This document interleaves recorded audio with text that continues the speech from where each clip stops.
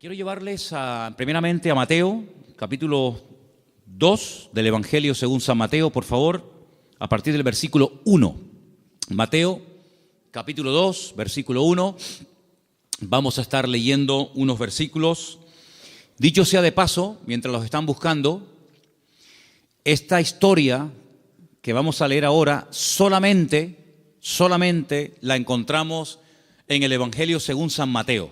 Marcos no menciona nada de la visita de estas personas, ni Lucas tampoco, ni Juan tampoco. Solamente Mateo, repito, es el único que nos habla de unas personas que vienen de muy lejos, guiados milagrosamente a través de un astro, a través de una estrella, con el propósito de reconocer, con el propósito de ofrecerle una serie de presentes y de regalos a un niño que prácticamente está no recién nacido, pero que ha nacido de una forma milagrosa, y ellos vienen desde lejanas tierras, como acabo de decir, guiados milagrosamente hasta llegar a el lugar donde vivía, Belén, Betlehem, la casa del pan, a 7, máximo 8 kilómetros de Jerusalén, se encuentra la pequeña localidad de Belén, que hasta el día de hoy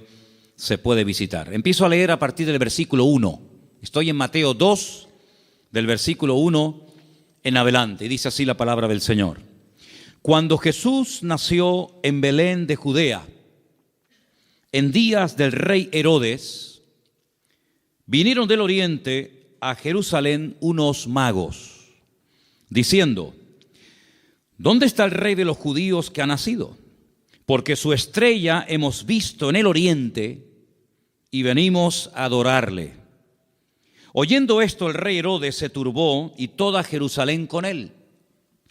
Y convocados todos los principales sacerdotes y los escribas del pueblo, les preguntó dónde había de nacer el Cristo.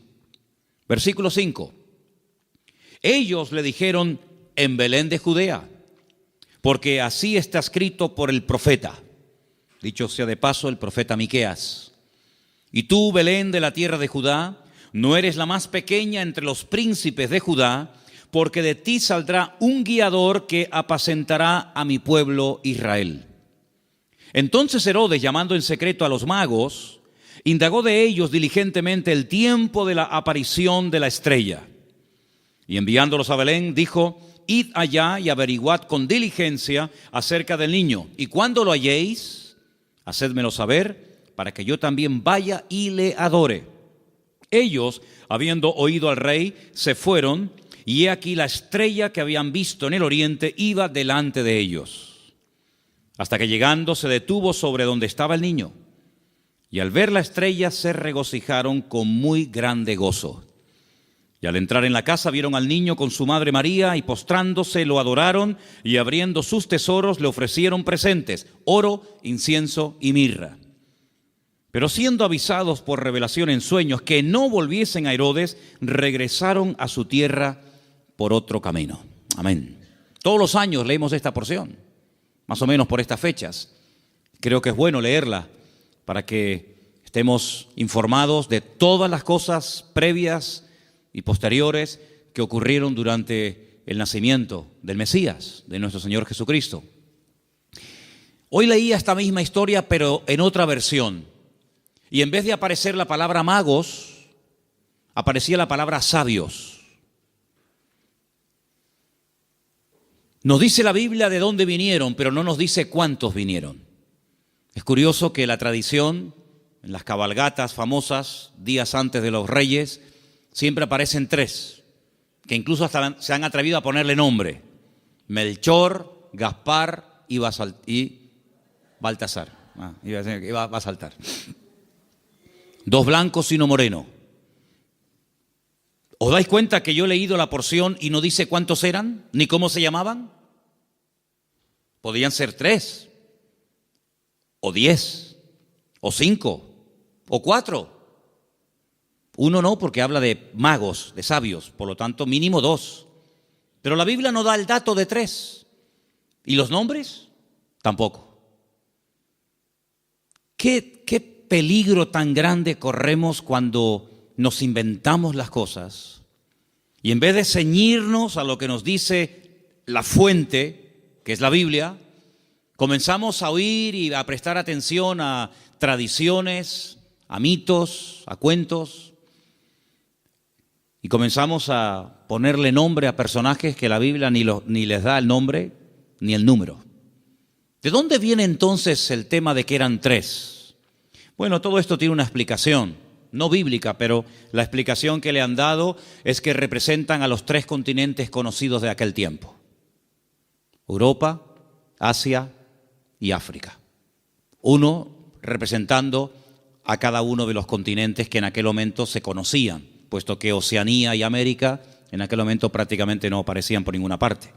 Pero tampoco tenemos base bíblica para decir esto, porque los tres, o los cuatro, o los ocho, todos vinieron del mismo sitio. No vino uno de África, otro de Europa, otro de Asia, y allí se encontraron. No, venían juntos. Y venían los tres juntos con un propósito. Y vinieron todos dirigidos de la misma manera. No es que uno en África tuvo un sueño, otro en Europa tuvo una visión y se le presentó un ángel y otro... No dice eso. Todos venían como un equipo, con un propósito, con una serie de presentes de los cuales hablaremos ahora un poco, y vinieron de Oriente. Ahora, ¿de qué parte de Oriente? Tampoco con exactitud lo sabemos, porque si ustedes se centran en Israel, toda la geografía bíblica parte de Israel. Eso siempre tienen que tenerlo presente. Cuando habla del norte, pero del norte, ¿desde dónde?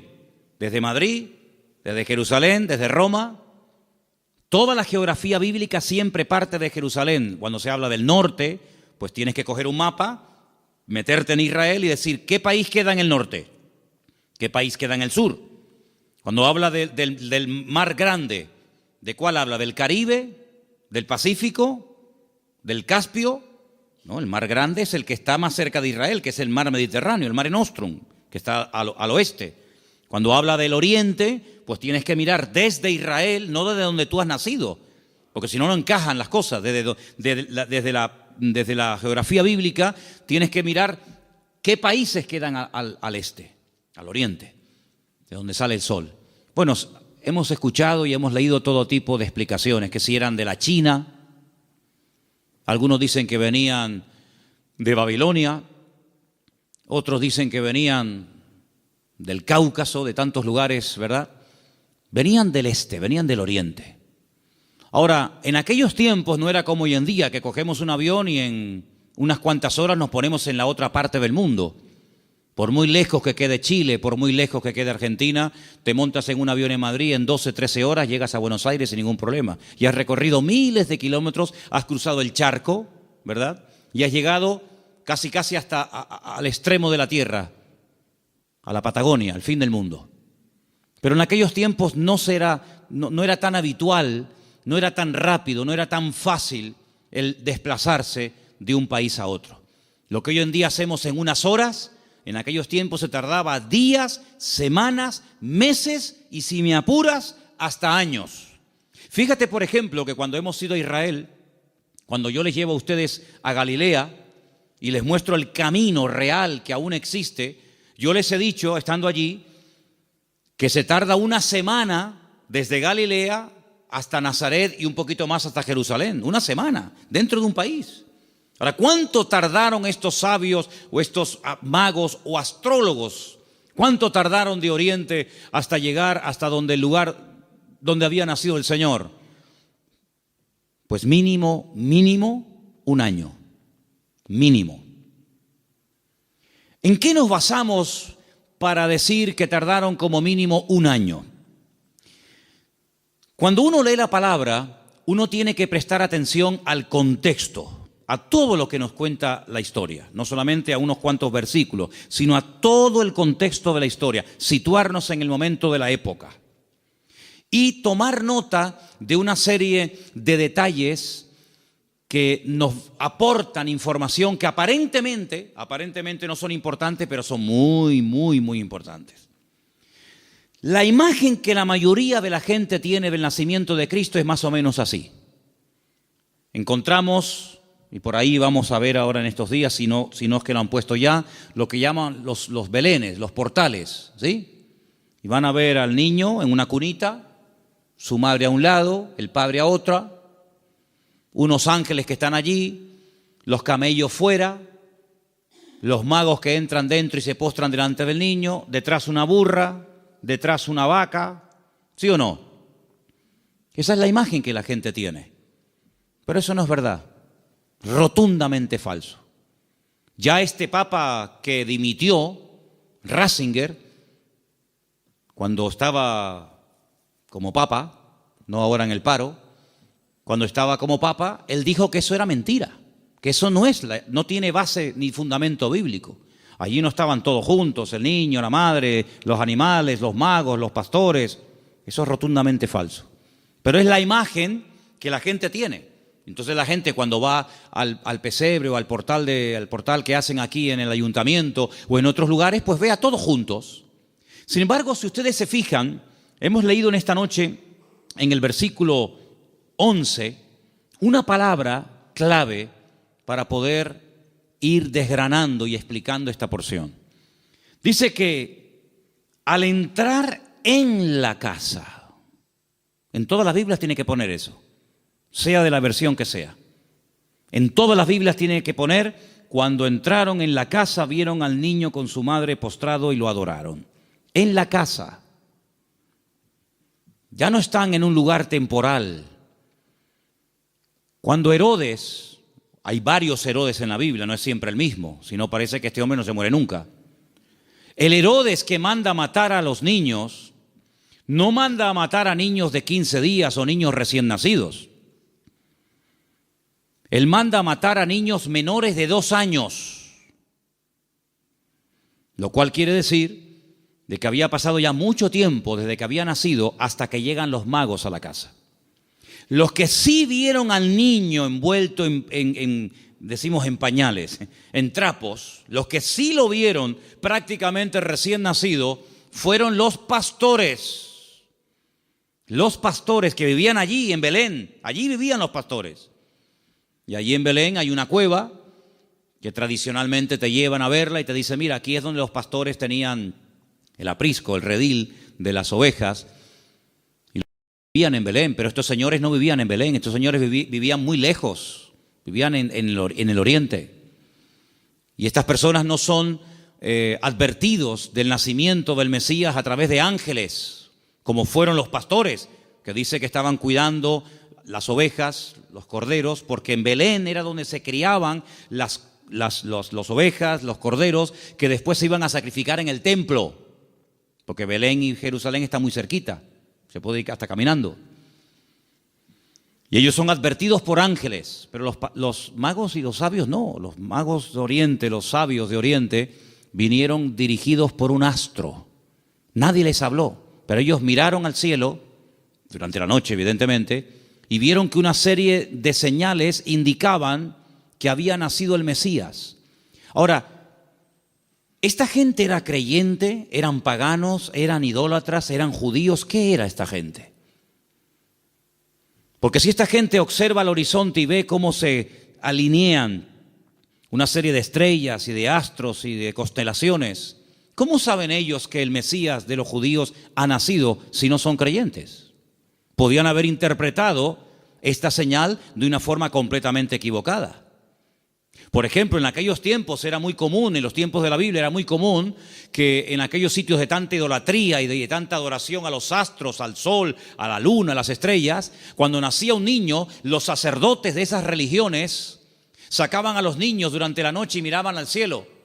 Y ellos interpretaban el momento en el que había nacido el niño, cómo estaba el horizonte, cómo estaban colocadas los astros y las constelaciones, y casi pronosticaban y profetizaban sobre el niño cómo iba a ser. Por ejemplo, hubo un hombre que nació en ese país, en ese lugar de tanta idolatría y de tanta observación a los astros, y fue un señor llamado Taré, que tuvo un hijo llamado Abraham. Y cuando le pusieron el nombre, seguramente interpretaron equivocadamente de los astros que este sería un hombre enaltecido y le marcaron su destino. hasta que él huye de esa tierra y el Señor le dice, levanta la mirada a los cielos, cuenta las estrellas, porque lo que te han profetizado no es así. ¿Cuánta gente queda marcada por la visita a un mago, a un astrólogo, a un curandero o a un adivino, y alguien le dijo que su hija o su hijo, su marido o su esposa o tú o no sé quién iba a pasar esto, esto y esto, y esa palabra falsa quedó ahí impregnada, pero como tú la has creído, a esa mentira tú la alimentas y le das fuerza, y el diablo se mueve en la mentira, el diablo se mueve en la ignorancia. Entonces te dice, no, es que tú vas a tener un niño, pero se va a morir a corta edad. Y tú crees en esa palabra y la compartes y no sé, y te agarras a ella y le estás dando ideas al diablo.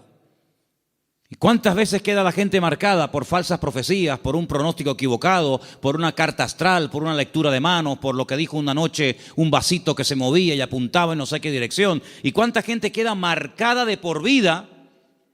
Y creen que van a estar enfermos, que van a morir jóvenes, que el marido se va a ir con otra, etcétera, etcétera, porque han creído una mentira. Y si la verdad te hace libre, la mentira te esclaviza y te amarga y te oprime la vida.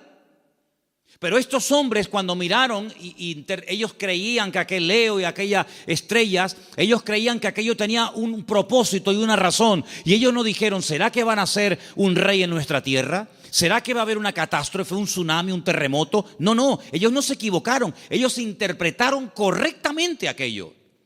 Y se ponen en marcha. Y como mínimo, te dije antes que tardaron un año. Y ellos no van yendo por todos los países preguntando, oye, ¿será aquí? ¿Será allí? Como aquellos que aquella noche cuando oyeron la palabra profética del Señor que dice, uno de vosotros me va a entregar. Todos dijeron, seré yo, seré yo, seré yo, seré yo. Todos menos uno que dijo quién es.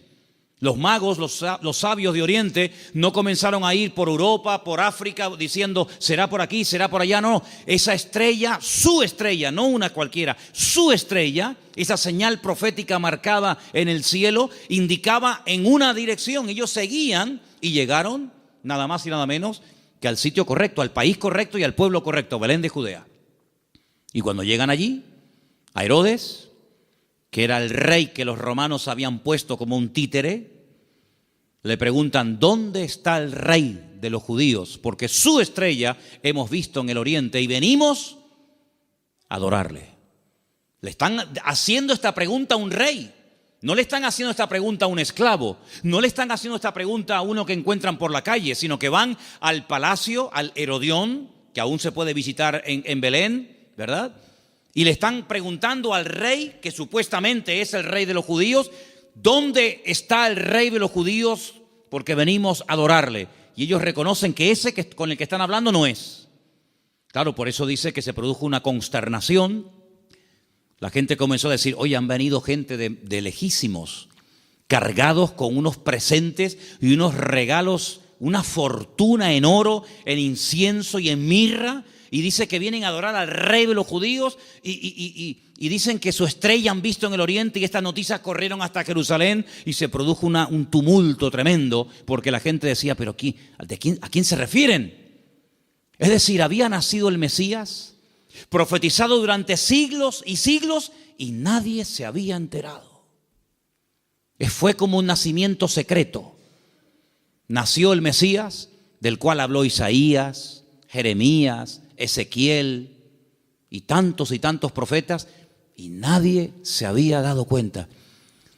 ¿No te has parado alguna vez a preguntar que Dios puede hacer muchas cosas hoy en día entre nosotros y no nos hemos dado cuenta de que es el Señor? Y atribuimos a la casualidad o a la coincidencia o a la suerte. Sin embargo, el que tiene todo el control y el dominio siempre es el Señor. ¿Cuántos dicen amén? ¿Cómo supieron interpretar estos hombres estas señales correctamente? Bueno, hay varias opiniones.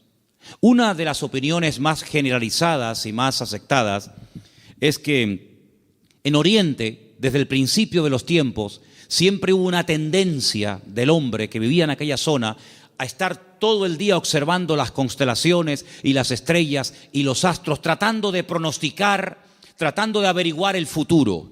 Ahí nació toda la astrología, ahí nació toda la brujería, ahí en la cuna de todo eso es Babilonia, Babel. Babel es Babilonia, es el mismo sitio. Babel significa confusión. lo que hoy en día sería Irak.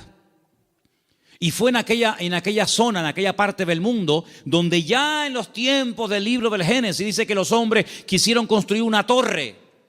La palabra es sigurat, un observatorio, para que desde lo alto pudieran observar y pudieran decir, va a pasar esto, va a pasar aquello, y los astros dicen esto, y los astros dicen aquello. Es verdad que hay astros, y es verdad que hay constelaciones, y es verdad que hay constelaciones que se llaman Piscis y Capricornio, y Tauro y Leo. Es verdad, todo eso es verdad. Hay dibujos que se pueden hacer para interpretar todo eso, pero lamentablemente el hombre lo ha tergiversado, y el hombre lo ha utilizado para atar, para engañar, para manipular y para tergiversar las verdades. Pero en aquellos momentos estos hombres, criados en aquel lugar, sabían que algún día nacería un Mesías. Ahora, de todos los profetas de la antigüedad, ¿quién es el que verdaderamente sabía cuándo iba a nacer el Señor? Porque esta profecía que hemos leído esta noche, la vuelvo a leer en Mateo 1:6, y tú, Belén, de la tierra de Judá, no eres la más pequeña entre los príncipes de Judá, porque de ti saldrá un guiador que apacentará a mi pueblo Israel. Estas palabras están fechadas entre el 738 y el 698 antes de Cristo. Son palabras del profeta Miqueas. Ustedes pueden leerlo en el libro que tenemos en la Biblia que lleva su nombre, Miqueas. Pero hubo un profeta que sabía el día exacto en el que el Señor Jesucristo vendría en su primera venida a este mundo, y era el profeta Daniel. El profeta Daniel tuvo una revelación tremenda, muy amplia, y él sabía perfectamente que si se comenzaba a contar, nosotros contamos hacia adelante, ellos contaban hacia detrás, ¿verdad? Si se comenzaba a contar desde que se les permitiera retornar a Jerusalén, restaurar Jerusalén, restaurar las murallas, él sabía perfectamente cuándo nacería el Mesías. El Señor le dice, sabe pues y entiende que desde la salida de la orden para restaurar Jerusalén hasta el Mesías príncipe, habrá 70 semanas. Eso lo dice Daniel capítulo 9. Desde hasta. ¿Cuándo empezamos a contar? Desde que salgan y comiencen a restaurar la ciudad y comiencen a levantar el templo. Desde que salgan hasta que venga pasarán 70 semanas. Pero claro, como expliqué en su momento, 70 semanas son 490 días. Y no hay 490 días desde que Nehemías, Esdras y Zorobabel reconstruyen la ciudad de Jerusalén hasta Cristo. No hay 490 días, hay muchísimo más. Entonces, ¿qué es lo que pasa? Pues también expliqué en su momento, y quiero solamente recordarles, que la forma de contabilizar el tiempo en la Biblia y según el pueblo de Israel varía mucho de cómo contamos nosotros el tiempo. Partimos de la base de que nuestro calendario no es el calendario bíblico. Nuestro calendario es un calendario mandado a hacer por un papa llamado Gregorio. Un tiempo que gira, un año que gira en torno al tiempo que tarda el sol en dar todo el círculo, ¿verdad? O la tierra, perdón, el tiempo que tarda la tierra en recorrer las 4 estaciones, que es alrededor de 365 días.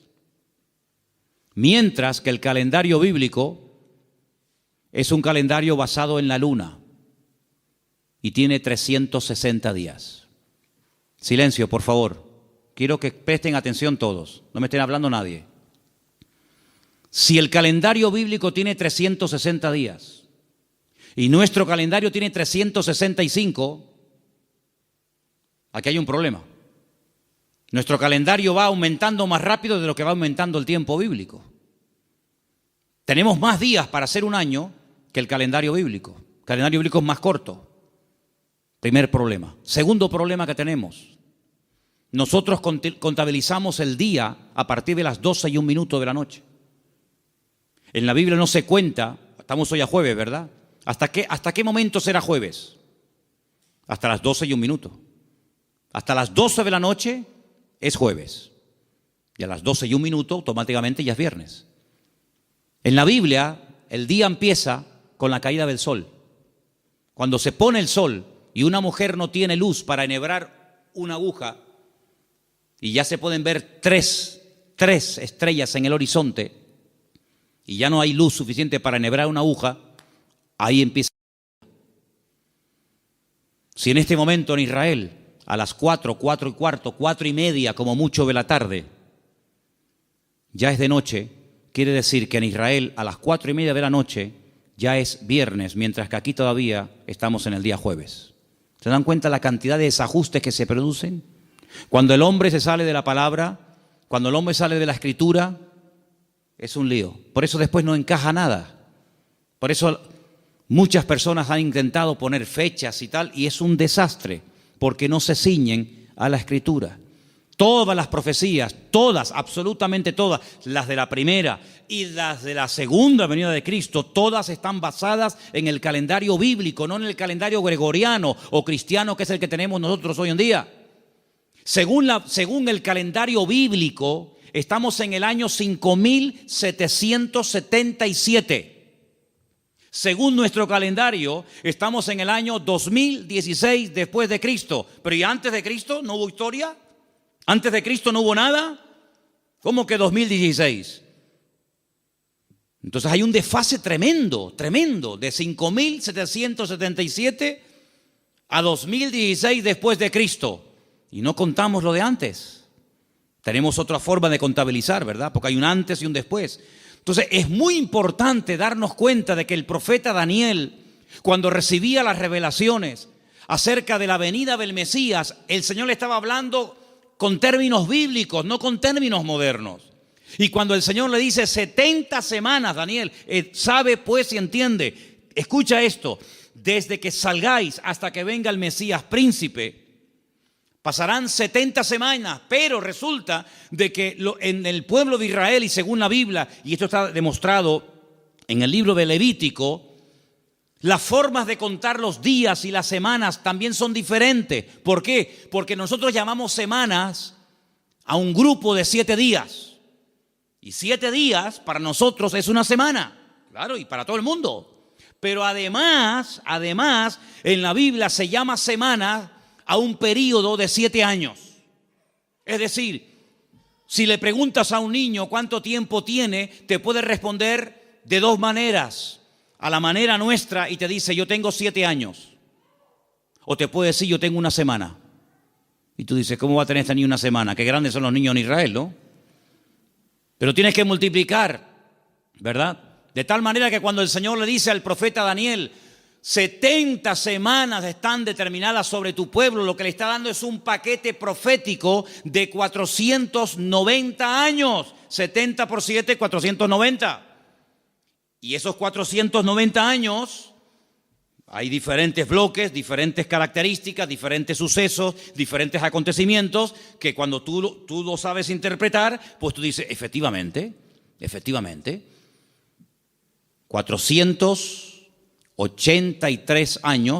483 años, multiplícalo por años de 360 y te va a dar el número exacto de días que hay desde que salieron de Babilonia y restauraron Jerusalén hasta que entró el Mesías. Pasaron 483 años.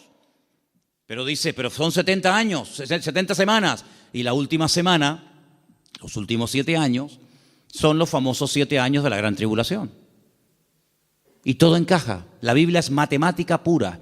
Es la única ciencia exacta, las matemáticas. En todas partes del mundo, 2 y 2 son 4. En todas partes del mundo. Por encima del Ecuador y por debajo del Ecuador, 2 y 2 son 4. En todas partes del mundo. Es una ciencia exacta, ¿verdad? No se puede cuestionar. No es que aquí 2 y 2 son 4, allí son 3 y medio, allí son 8. No, en todas partes es igual. Y el Señor usa la matemática de Él, el tiempo de Él, el calendario de Él, para preparar a los pueblos, para preparar a las naciones, para preparar a su pueblo, para que aquel día no nos sorprendan las cosas como ladrón en la noche. Entonces estos hombres seguramente tenían la información que tenía el profeta Daniel. Y junto con la información del profeta Daniel y la observación meticulosa de los astros y de las estrellas, automáticamente dijeron, el tiempo se ha cumplido. El tiempo se ha cumplido del nacimiento del Mesías. Y ellos se ponen en marcha. Y cuando llegan, Pues ya el niño no es un niño recién nacido, ya el niño no está en un pesebre, el niño está en una casa. El niño está en una casa. Es interesante notar que en el pesebre estaba José y María, pero en la casa está solamente María, ya no está José. Y estos detalles es importante darse cuenta, porque son los detalles que nos van a ayudar a tener toda la información, todas las piezas del puzzle, y vamos a poder decir, amigo, los que vieron al niño recién nacido fueron los pastores. Y los magos o los sabios de Oriente, cuando vinieron, no vieron a un niño recién nacido, vieron a un niño de 1 año, año y medio, máximo 2 años. Y es muy diferente. Ahora, es interesante que Herodes, es decir, no se toman decisiones políticas, no se hacen edictos reales hasta que le llega la información de los sabios o de los magos a Herodes. Mientras tanto, Herodes estaba tranquilo, pero en el momento en el que estos hombres le dicen, es que el motivo de nuestra visita a Belén, ellos no son de aquí, el motivo de que estemos aquí tan lejos de nuestra tierra es que venimos a adorar a un rey que nos ha dicho, nos ha guiado el Señor y sabemos que tenemos que venir a adorarle. Jamás un rey, jamás una persona se le ocurriría visitar a un rey con las manos vacías, porque era un insulto. Era una provocación, era el no reconocerme. ¿Cómo te atreves a venir a visitarme a mí con las manos vacías? No me estás reconociendo como rey. Si tú me reconoces y te sometes y me respetas, tienes que traerme siempre un presente. Y por eso ellos vienen cargados con muchos kilos, hermano, ¿no? A veces vemos en las obras de teatro, en las películas, vemos una cajita ahí ridícula. Date cuenta, hermanos, que José era un hombre que tuvo que cerrar su negocio y se tuvo que ir al extranjero a vivir durante un tiempo. Y este hombre, cuando llega a Egipto con un niño pequeño, con su mujer, él no tiene trabajo, él es un extranjero. Los judíos no eran muy bien vistos en Egipto porque siglos atrás los judíos, a través de otro judío llamado Moisés, habían destrozado el país de Egipto. Por lo tanto, no iba a ser nada fácil para un extranjero abrirse camino en Egipto. Pero tú no te preocupes, el Señor siempre va adelante.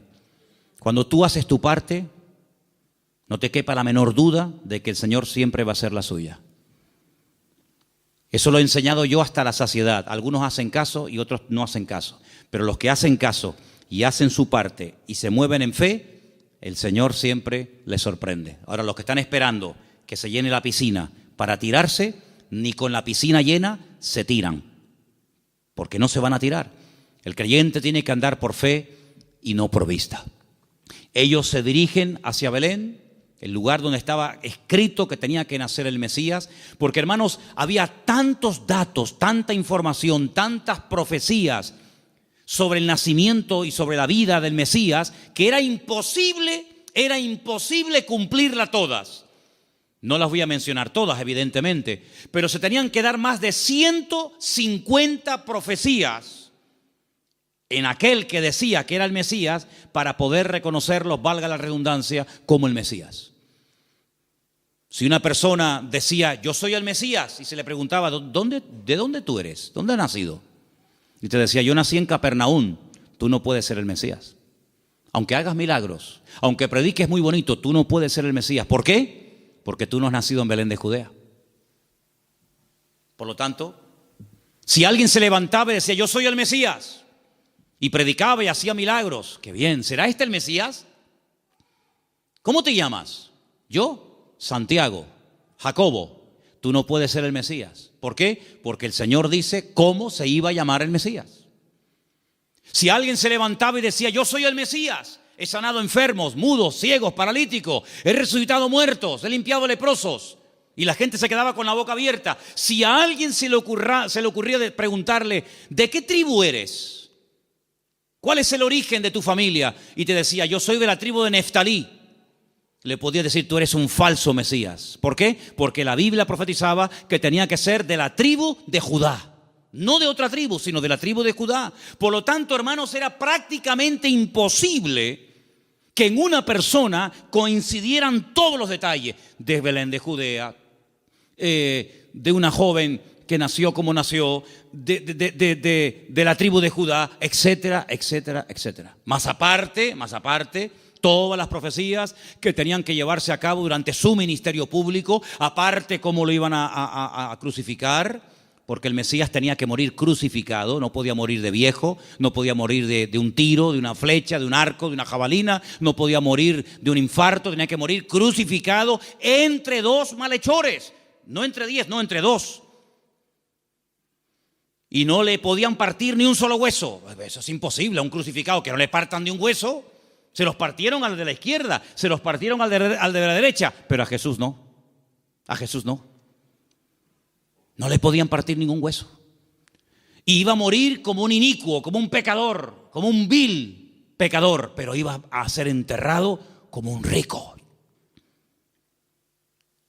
Tantos y tantos detalles que era prácticamente imposible. Pero suponte, imagínate que de los 150 detalles proféticos que tenían que cumplirse en él, una persona cumpliera 149. Pero queda el examen final, el más difícil de todos, la resurrección. Te han horadado las manos y los pies, te han crucificado entre ladrones, te han enterrado en un buen sepulcro, han sorteado tus vestiduras, te ha negado uno de tus discípulos, etcétera, etcétera, etcétera, pero al tercer día no has resucitado. Por lo tanto, aunque cumpliera con 149 profecías, si no cumplía con el examen final, con la PAU, no apruebas el examen, amigo. Por lo tanto, hermanos, cuando estos hombres se ponen en marcha, no es por emociones, no es por un sentimiento pasajero, sino es porque están coincidiendo tantas cosas que ellos van en fe y en obediencia, guiados milagrosamente a través del desierto, probablemente un viaje de más de un año hasta llegar a Belén de Judea. Cuando ellos llegan y le dicen a Herodes que vienen a adorar al Señor, resulta de que le presentan 3 tipos de regalos. Vamos a leerlos nuevamente, por favor. Estamos en Mateo capítulo 2, versículo 11. ¿Lo ponemos? Mateo 2:11. Al entrar en la casa vieron al niño con su madre María y postrándose lo adoraron. Y abriendo sus tesoros le ofrecieron presentes, oro, incienso y mirra.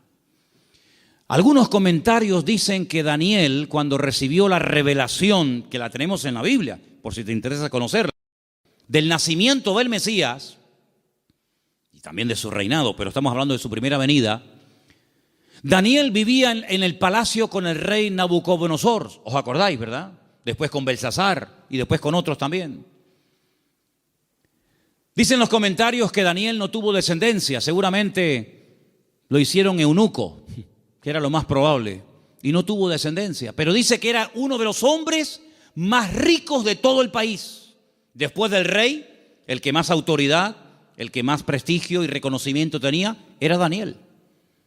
Así de claro, igual que José en Egipto, que después de Faraón el que mandaba era José. Casi podríamos decir que mandaba más José que Faraón.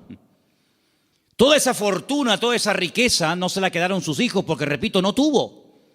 Y algunos dicen que puede ser que estos sabios, guiados como ya hemos dicho, milagrosamente, llegaron hasta Belén y esta fortuna, porque no era una cajita así, era una fortuna en oro, en incienso y en mirra, que a lo mejor tú dices, bueno, yo de las 3 cosas me quedo con el oro. ¿Y el incienso y la mirra? Bueno, vamos a ver. Todo lo que la Biblia relata, todo lo que ocurre en la palabra de Dios, todo tiene una razón de ser, ¿sí o no? No hay nada casual. ¿Por qué la Biblia dice que eran 153 peces los que pescaron? ¿Ah? ¿Por qué dice la Biblia que comieron 5,000 hombres? ¿Por qué dice la Biblia que le regalaron oro, incienso y mirra? ¿Qué más da? Le hicieron presente, le hicieron regalos. ¿Y qué más da? No. Lo dice. ¿Te le trajeron qué le trajeron? ¿Ropas? No. ¿Joyas? No. ¿Comida? Tampoco. Oro, incienso y mirra. Tal vez para nosotros esos regalos no sean tan significativos, pero vamos a explicarlos. En estos 3 regalos, nosotros podemos ver, en cierto sentido, el reconocimiento de ese triple ministerio que el Señor Jesucristo llevaría a cabo durante su vida. Ustedes saben que en el Antiguo Testamento o eras profeta o eras rey. Las dos cosas al mismo tiempo no se podía hacer. Muy rara vez, por ejemplo, David, a veces profetizaba, pero David no pasó a la historia por ser un profeta, aunque a veces profetizaba. Pero uno conoce a David como el rey de Israel, no como un profeta. Sin embargo, a Isaías lo conocemos como un profeta. Sin embargo, en la figura de Cristo, en la figura del Mesías, se iban a dar tres características únicas de él: rey, profeta y sacerdote. Rey, profeta y sacerdote. El oro representa en cierto sentido la realeza del Señor Jesucristo, porque Él es el Rey de reyes y Señor de señores. Nadie dijo amén, pero lo es. Él es el Rey de reyes y el Señor de los señores. Nació como rey, lo crucificaron diciendo que era un rey y volverá a este mundo como un rey. Cuando nació dijeron: hemos venido a adorar al rey de los judíos. Era un niño, 1 año y medio, 2 años, pero era un rey. Todavía no se manifestaban sus poderes, sus milagros, pero era un rey. Cuando murió en una cruz, él no lo dijo, pero Pilato dijo: quiero que le pongan encima de la cruz un título, una placa donde pongan 3 idiomas para que todo el mundo lo entienda, en latín, en hebreo y en griego. Quiero que pongan: este es el rey de los judíos. Es increíble. Cuando Pilato le dice: pero tú eres un rey, ¿sí o no? Y dice: yo para esto he venido a este mundo. Pasa que todo tiene su momento y todo tiene su lugar. Cuando oramos en el Padre Nuestro, lo leemos o lo mencionamos, hay una parte que recordamos que Él es rey. Cuando decimos: venga tu reino, tu reino. Y no hay reino sin rey, y no hay rey sin reino. Por lo tanto, Él es un rey. Y en ese presente del oro, moneda internacional, dicho sea de paso, porque con oro puedes ir a cualquier parte del mundo, se reconoce que Él era un rey. De hecho, ellos dicen: venimos a adorar a un rey. Pequeño, pero al fin y al cabo rey. Luego resulta de que el Señor Jesucristo era profeta. Era la voz del Padre. Era el que anunciaba las buenas nuevas de salvación a los quebrantados de corazón, a los ciegos, a los prisioneros, a los pobres. Él proclamaba el mensaje, era un profeta. Y ahí lo vemos, hermanos, como la mirra. La mirra era lo que se utilizaba, ¿verdad?, en los ungüentos para ungir a las personas. Y con ese elemento de la mirra vemos que se le reconoce su ministerio profético. ¿Cuántas veces profetizó el Señor? ¿Recuerdan alguna profecía que dijo el Señor? Yo recuerdo muchas. Por ejemplo, una muy sencilla, pero que se cumplió literalmente. En una mesa se queda mirando a todos y les dice: ¿sabéis una cosa? Esta noche uno de ustedes me va a traicionar. ¿Cómo? ¿Nosotros? Eso no puede ser. Nosotros somos tus discípulos. Lo hemos dejado todo para estar contigo. Pero Él profetizó. Eso es una palabra profética. No se había cumplido. Uno de vosotros me va a traicionar. Uno de vosotros me va a negar. Y se cumplió literalmente. Aunque el que lo iba a hacer dijo: no. Aunque todos te abandonen, yo nunca te abandonaré. Y resulta que el que más habla es el que es. Ay, amigo. Yo recuerdo una profecía que dijo el Señor, muy larga, por cierto, la tenemos enterita en Mateo 24. En los últimos tiempos se levantará nación contra nación y reino contra reino, y la maldad se multiplicará, pero el que persevere hasta el fin será salvo. Estamos viendo cómo la maldad se ha disparado de una forma increíble, hermanos, increíble. Raro es el día que usted no ponga la televisión a la hora de las noticias y no oiga tragedias y tragedias y tragedias y más tragedias. Si no es en Alemania, es en Francia. Si no, en Siria. Si no, en Jordania. Si no, en Grecia. Siempre por todos los lados. Hablábamos de Sodoma y Gomorra, pero ¿cuántas ciudades hoy en día han ganado en maldad a Sodoma y Gomorra? Antes había una Sodoma, antes había una Gomorra. Ahora hay miles de Sodomas y de Gomorras. Miles. La maldad se va a multiplicar. Falsas doctrinas, falsas enseñanzas, terremotos, pestes. Hermano, ¿cuántas palabras dio el Señor? Una palabra profética que dijo, vete, tu criado ha sido sanado en esta misma hora. Es una palabra profética. Estaba allí, pero cuando llega, estaba sanado. Y dice, ¿a qué hora fue sanado? Y dice, a tal hora. Y dice, a esa hora fue cuando él me dijo que iba a ser sanado. Profeta fidedigno, siempre anunciando la verdad, la palabra de Dios claramente. Y como sacerdote, ahí tenemos representado el incienso que subía continuamente a la presencia de Dios, recuerda el ministerio sacerdotal. Pero algunos de ustedes dirán, pero Cristo no podía ser sacerdote, porque los sacerdotes eran de la tribu de Judá, de la tribu de Leví. Y Jesús, como tú acabas de decir, no era de la tribu de Leví, era de la tribu de Judá. Los de Judá no podían ser sacerdotes. Es verdad, tienes razón. Pero Jesús no es sacerdote según la tribu de Leví, sino Jesús es sacerdote según Melquisedec, rey de Salem. Porque los levitas desaparecieron, pero el sacerdocio de Cristo es constante, permanente y eterno por los siglos de los siglos. Amén. ¿Te das cuenta? Por lo tanto, todo encaja de una forma perfecta. Oro, incienso y mirra. Ahora puedes salir corriendo a Egipto como extranjero, no tienes trabajo, nadie te va a abrir las puertas, pero tú no te preocupes. El hombre te cerrará las puertas, pero Dios que va delante de ti te abrirá todas. ¿Cuántos dicen amén?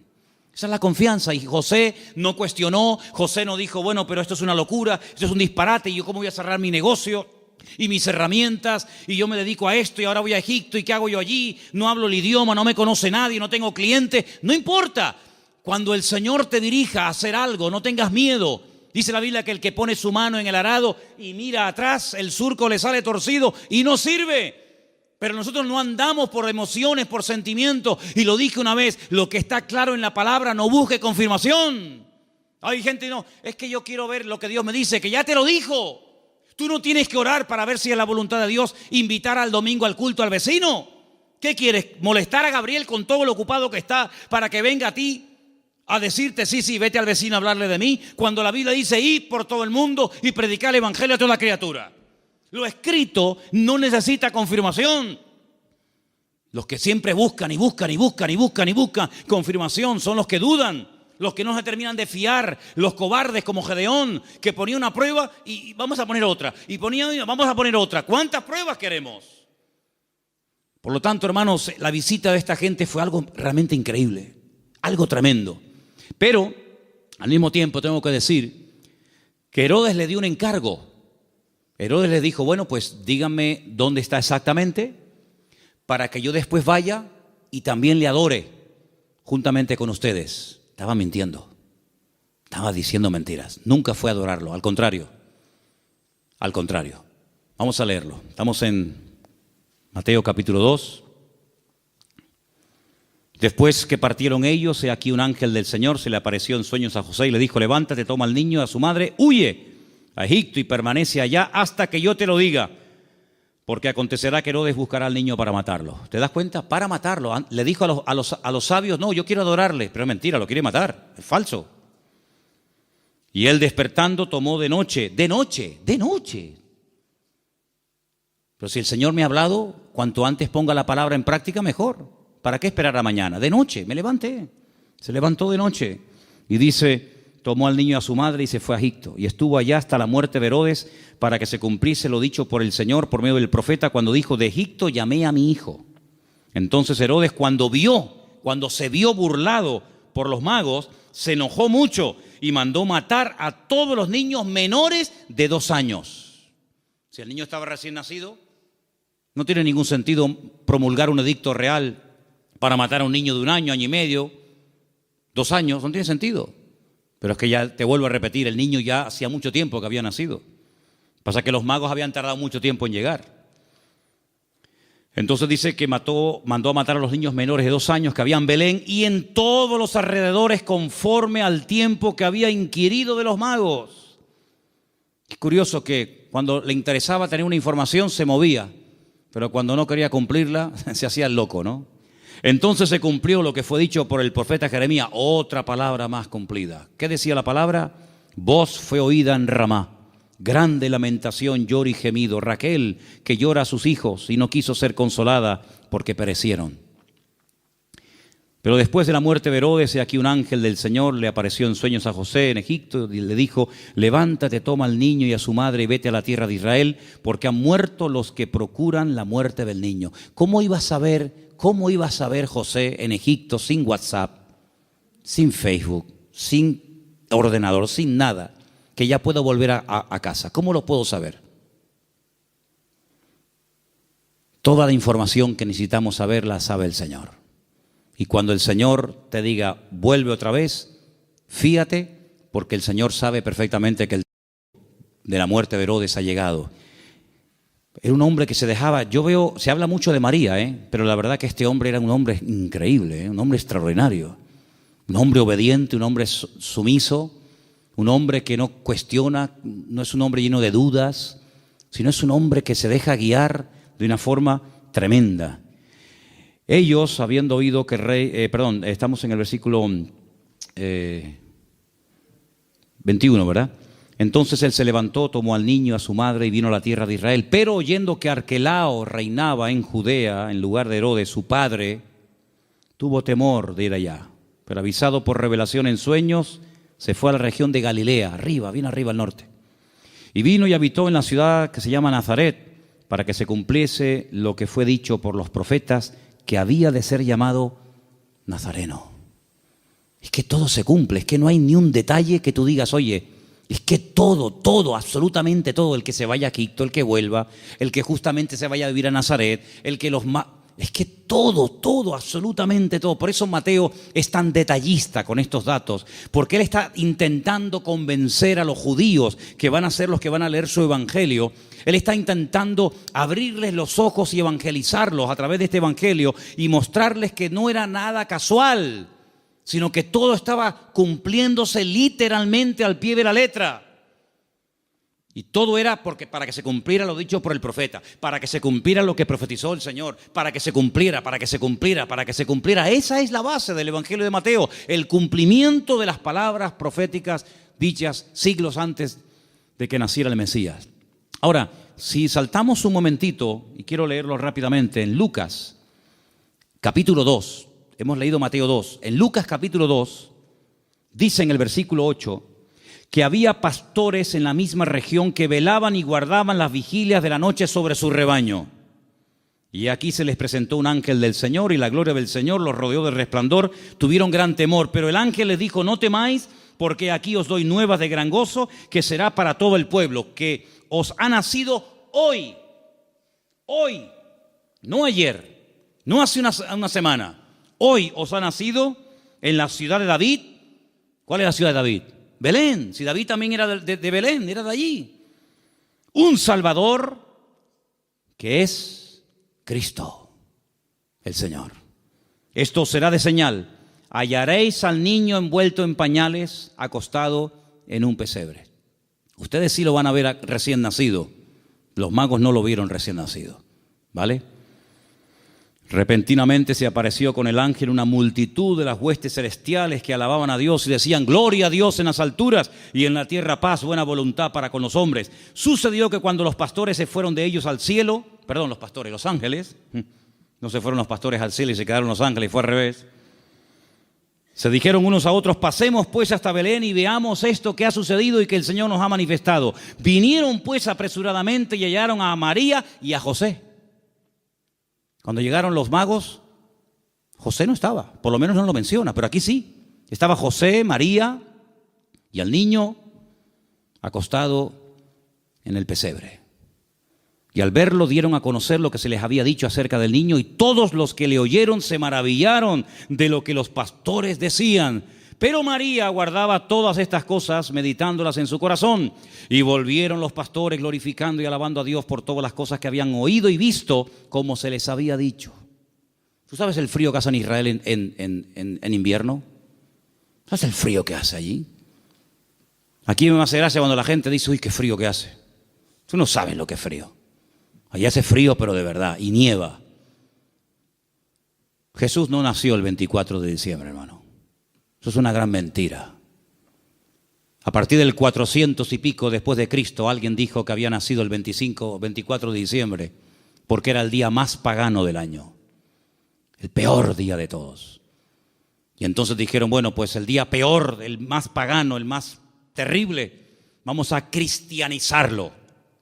Y vamos a decirle al mundo que el Mesías nació en este día, para que en vez de adorar al sol y en vez de adorar las barbaridades que adoran, adoren al Rey, al Señor Jesús. Y desde ese momento, pues se instituyó pues esa fecha. Pero Jesús no nació en diciembre. Jesús nació, y se puede demostrar bíblicamente, y en la página web Luis ha hecho un trabajo extraordinario de las tablas de los tiempos en los que ministraban los sacerdotes en el templo en Jerusalén, etcétera, etcétera. Jesús nació entre septiembre y el mes de octubre. Entre septiembre y octubre. ¿Os dais cuenta también el detalle de Lucas, que no habla de animales dentro del pesebre? Judío jamás en la vida dormiría junto a animales. Jamás en la vida. Usted no puede leer la Biblia, y menos el Nuevo Testamento, con una visión occidental o puramente cristiana, porque usted no tiene ningún problema en ver una vaca, una oveja, una cabra y una mujer y un... No, perdone. El judío es tremendamente escrupuloso para eso. Los animales jamás conviven con los hombres, ni los hombres conviven con los animales. Ese es el cuento.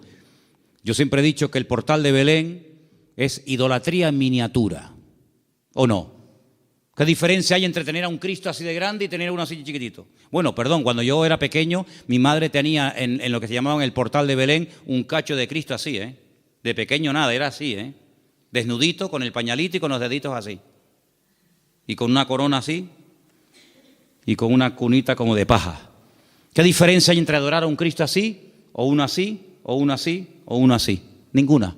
El tamaño no hace mayor o menor el pecado. No te harás imagen, dice la Biblia. No te harás imagen. No te harás imagen. ¿Dónde dice eso? Éxodo 20. No te harás imagen de lo que está arriba, ni abajo, ni aún debajo de la tierra. Ni te postrarás, ni las honrarás. En la casa de un creyente no puede haber ningún tipo de imágenes, ni de santito, ni de vírgenes, ni de Cristo, ni de nada habido por haber. Es que es el Señor. ¿Qué es Señor? Es que es María. Es que es José. No, eso es falso. Un pesebre, un portal, es idolatría en miniatura. Idolatría en miniatura. Y la Biblia prohíbe a un creyente adorar y hacer, no solamente, es que yo no lo adoro, pero lo ha hecho. Dice la Biblia, no te harás. Porque no solamente dice no adorarás, sino dice no te harás. ¿Qué diferencia hay? Bueno, yo no la adoro, pero la ha hecho, por lo tanto es lo mismo. Eso no es de Dios. Eso no es de Dios. Entonces, queridos hermanos, no nació en diciembre, porque dice que estaban cuidando las vigilias de la noche. Los pastores en diciembre no están al aire libre, pasando frío, con nieve y con temperaturas bajo cero, sino que están guardados. Era la fiesta, entre septiembre y octubre, era una fiesta, por eso todo estaba lleno. No había lugar, claro, ¿por qué no había lugar? Tanta gente allá en aquellos días, en aquel lugar, en aquellos días sí. ¿Por qué? Porque era la famosa fiesta de los tabernáculos. La fiesta de Sucot, y se tradujo la palabra Sucá por la palabra pesebre, y así todo quedó bonito. Era una cabaña improvisada donde él pudo estar con su mujer dando a luz, pero nada de vaquitas, ni cabras, ni ovejas, ni animales dentro en absoluto, para nada, para nada. Por lo tanto, hermanos, lo que tenemos que hacer es leer más la palabra, prestar atención a lo que dice la Biblia, menos películas y menos clichés que tenemos en la cabeza que nos han metido de que somos pequeñitos. Y sobre todo, hermanos, quiero terminar diciendo esto. Y el domingo lo voy a repetir hasta la saciedad, me lo vais a escuchar. ¿Habéis escuchado en estos días la palabra Jesús, la palabra Cristo? Yo no la he escuchado por ningún lado. Yo no la he escuchado. Papá Noel, bengalas, piñata, langostino, sidra, árboles, cintitas, todo lo que usted quiera, regalos, todo lo que... Pero a Jesús, todo esto, la fiesta es en torno a ¿quién? ¿Quién es el protagonista de la historia? ¿Quién es este señor gordo, vestido de rojo, que nos lo quieren meter hasta en la sopa? ¿Quién es este tipo? ¿Quién es este señor? ¿De dónde viene este señor? De San Nicolás, dicen los venezolanos, el San Nicolás, Papá Noel, Santa Claus. Santa Claus. Yo al único santo que conozco es al Señor Jesucristo, Señor de señores y Rey de reyes. No conozco a ninguno más. Hermano, o nos vamos a la Biblia o nos salimos de la misma. El protagonista en estos días no es Papá Noel, no son los magos, no es el arbolito. El protagonista tiene que ser nuestro Señor Jesucristo, que aunque el mundo diga que ha nacido en diciembre, bueno, está bien, diciembre, enero, ¿qué más da? Lo importante es que tenemos que recordar de una forma especial, una vez al año, que el Señor Jesucristo vino, pero ¿vino para qué? ¿Para qué vino? ¿Para qué vino? Y todo eso, Dios mediante, lo explicaremos el domingo, porque el tema del programa del domingo es ¿qué es la Navidad? Y lógicamente para explicar lo que es la Navidad, tendré que explicar previamente lo que no es la Navidad. Pero hermano, nosotros no entramos en ese juego de consumismo. Si usted el 24 por la noche no puede tener la mesa llena de comida, no se preocupe, no pasa nada, hermano. El protagonista no somos nosotros, regalo va, regalo viene. Pero ¿a quién le llevaron los sabios regalos? ¿A quién? ¿A José? ¿A María? ¿A quién fueron a adorar? ¿A quién queremos adorar nosotros, hermano? ¿No lo queremos adorar a Él? ¿Al Señor tu Dios adorarás y a Él solo servirás? Pues todo este tinglado, este negocio y este comercio que ha inventado el hombre, que muchos negocios están esperando que llegue la Navidad para ver si vendo más, para ver si... Hermanos, esto no tiene nada que ver, esto no tiene nada que ver. Nosotros queremos dar testimonio de que el Señor vino a este mundo para morir por nosotros en una cruz y resucitar y perdonar nuestros pecados. Eso es a lo que vino el Señor. Que en cierto sentido, sí, fue un día alegre el día de su nacimiento, pero también fue el principio del fin. En el sentido de que ese niño hermoso y bonito y anunciado por ángeles y profetizado por centenares de profetas ha nacido para morir y morir de una forma terrible, terrible. Y nosotros sabemos todo eso y vamos a decirle al mundo, hermano, amigo, él vino para esto, pero nadie habla de Cristo, ni en la 3, ni en la 5, ni en ningún canal, ni en ninguna radio. Nadie habla del verdadero motivo por el que adornamos las casas, por el que se adornan las ciudades. Nadie habla de Él. Y sin Cristo, ¿la Navidad qué es? Nada. Hay muchos creyentes que se endeudan hasta aquí, en diciembre, y después llegan a enero, y han tirado tanto de la tarjeta de crédito para comprar regalos para el abuelo, para la abuela, para el primo, para el cuñado. ¿Pero qué es esto? ¿Esto qué es? ¿Tú vas a entrar en ese juego? Entonces tú no has entendido nada del Evangelio, amigo. ¿Tú has entendido el Evangelio? ¿Tú eres cristiano de verdad? Pues si has entendido el Evangelio y eres cristiano de verdad, vivamos estos días como el Señor quiere que lo vivamos. Y quiero solamente decir algo. Hace años decidimos en la iglesia no poner árboles. ¿Sabéis por qué? Porque ese día, que después dijeron que Cristo había nacido en ese día, ¿saben cómo se adoraba? Una de las formas como se adoraba a esos dioses demonios en aquella fiesta, cortándole los testículos a personas y animales y colgándolos en árboles, dándoles la vitalidad, lo vil de los machos, colgando bolitas de testículos humanos y de animales en las copas de los árboles. Claro, los tiempos han cambiado, nos hemos civilizado, entre comillas, y no vamos a estar castrando ahora a 200 o 300 personas para colgar bolitas en los árboles. Entonces lo que hacemos, ponemos bolitas de plástico, de cartón, de cristal. Pero el fondo de esto, ¿cuál es? ¿Había un árbol de Navidad en donde Cristo nació? Dime, ¿tú entrabas allí y veías el árbol de Navidad?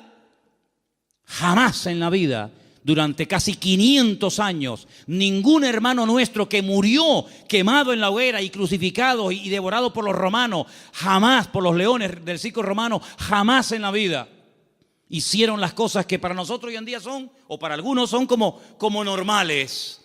Dice la Biblia que no tenemos que entrar en las costumbres paganas del mundo. Y todo esto está cargado de un paganismo y de un comercio tan asqueroso, que sí, venderán más y venderán por aquí y venderán por allá, pero al que tienen que adorar no lo están adorando. Y yo en esta fiesta, a quien yo quiero adorar y honrar de una forma especial, tanto aquí como en mi casa, es al Señor. Con regalos o sin regalos, no pasa nada. A mí no me tienen que regalar nada. Yo no necesito que nadie me regale nada. Si tienen que hacer regalos, regálenle. Pregunten qué le hace falta a la iglesia. Pregúntale qué le hace falta a la obra. A mí no me tienen que regalar nada, ¿saben? ¿Qué le hace falta a la obra de Dios? Más silla, vamos a comprar silla. Más Biblia, vamos a comprar Biblia. Pintura, lo que haga falta. Vamos a hacer un esfuerzo por la obra de Dios. Pero hermano, no seamos nosotros los protagonistas, porque usted imagínese que yo llego a su casa, usted me invita y su cumpleaños, y yo llego, no le digo nada, le doy un beso al niño, a la madre, al perro, al gato, al canario. Pero bueno, una pregunta, ¿esta fiesta en honor de quién se hace? No, es que es mi madre que cumple años. Pues hermano, él no puede pasar desapercibido en estos días. El protagonista en estos días no eres ni tú ni yo. El protagonista tiene que ser el Señor. ¿Estamos de acuerdo? Amén. Pues ora, cierra tus ojos en esta tarde y pídele al Señor que a lo mejor por primera vez, no lo sé, a lo mejor por primera vez este año te vas a plantear de una forma diferente el tema de la Navidad. Por cierto, muchos no saben ni lo que significa Navidad. Usan una palabra y no tienen ni idea lo que están diciendo. ¿Qué significa Navidad? No sé. Pues ya va siendo hora que lo sepas, ¿eh? Con la edad que tienes y con las Navidades que has celebrado y no sabes ni lo que significa la dichosita palabra.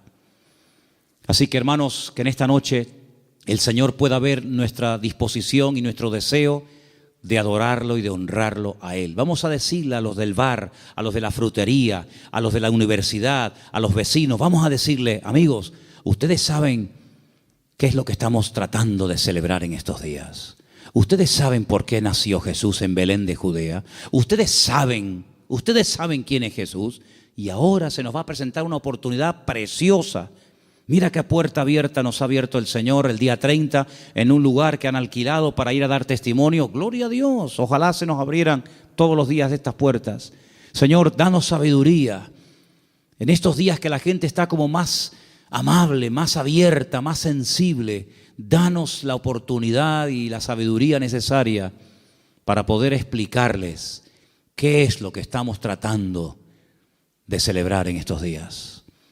Sabemos, Señor, que tal vez no es el día exacto, no es el mes correcto, pero ¿qué más da, Señor? Hay que predicar a tiempo y fuera de tiempo. Y te pedimos, Señor, que en estos días podamos predicar y repartir Biblias y dar testimonio de ti como nunca, como en todo el año, Señor. Te damos las gracias por este tiempo, que esta palabra en la cual hemos estudiado y meditado en ella nos ayude para tener cada día las ideas más claras, Señor. Gracias te damos por tu palabra y por tu presencia en nuestra vida. En el bendito nombre de Cristo Jesús. Amén. Amén. Amén. Amén. Amén. Amén.